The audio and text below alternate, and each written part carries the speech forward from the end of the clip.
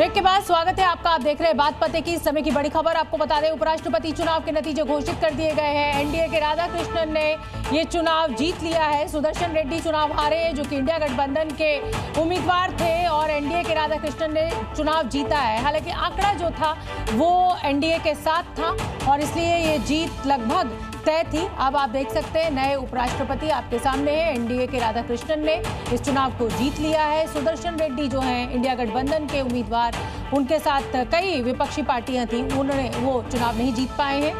और देखिए एनडीए के राधाकृष्णन अब देश के नए उपराष्ट्रपति होंगे। जगदीप धनखड़ के इस्तीफे के बाद अब उपराष्ट्रपति जो हैं वो चुनाव की ऐलान कर दिया गया है नतीजों का। मैं नीरज पांडे का रुख करना चाहूंगी। नीरज, ये लगभग तय था कि आंकड़ा जो है वो सत्ता पक्ष के साथ है और राधाकृष्णन ही चुनाव जीतेंगे, और देखिए अब नतीजे घोषित कर दिए गए हैं।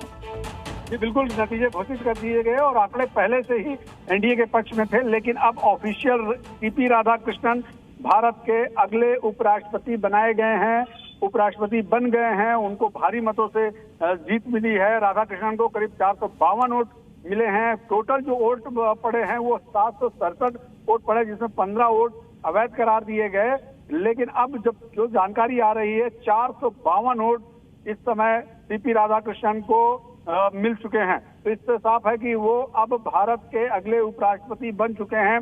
थोड़ी देर में औपचारिक ऐलान होगा। पीसी मोदी जो कि राज्यसभा के सेक्रेटरी जनरल हैं, वो इसका अनाउंसमेंट करेंगे।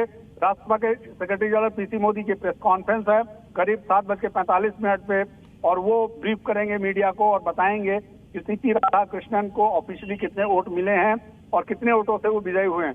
तो फिलहाल इस समय की सबसे बड़ी खबर यही है, शोभना, कि सीपी राधाकृष्णन भारत के अगले उपराष्ट्रपति चुन लिए गए हैं। बिल्कुल, और बड़ी खबर इस समय की हम अपने दर्शकों को एक बार फिर बता दें, उपराष्ट्रपति चुनाव के नतीजे घोषित कर दिए गए हैं। एनडीए के राधाकृष्णन ने इस चुनाव को जीता है। आंकड़ा सत्ता पक्ष के हक में था और नतीजे भी बिल्कुल वैसे ही आए हैं। उपराष्ट्रपति चुनाव के नतीजे घोषित होने के बाद अब देश के अगले जो उपराष्ट्रपति होंगे वो राधाकृष्णन होंगे।